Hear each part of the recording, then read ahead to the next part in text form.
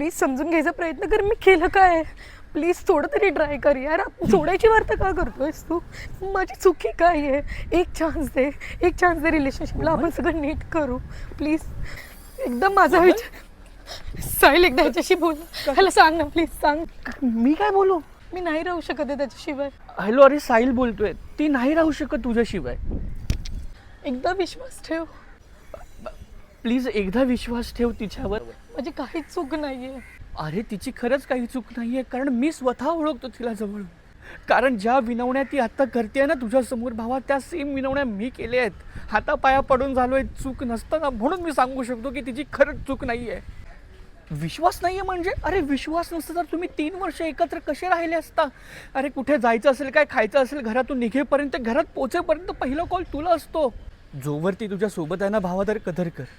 कारण एकदा निघून गेलेली व्यक्ती कधीच परत येत नाही. आणि चूक नसताना निघून गेलेली व्यक्ती तर वळून सुद्धा बघत नाही. अरे ह्या जगात तोडायला ना 100 लोक आहेत, पण जोडायचं म्हटलं ना, तू प्लीज एकदा बोलून घेते अशी.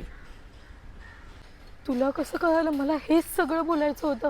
कारण प्रत्येकाची प्रेम करण्याची पद्धत जरी वेगळी असली ना कोमल, तरी प्रत्येकाच्या आयुष्यात होणारा शेवट हा सारखाच. मी स्वतःच्या काळजावर घातलेला घाव हा रोज आतून जाळतो मी वेदनेचा गा.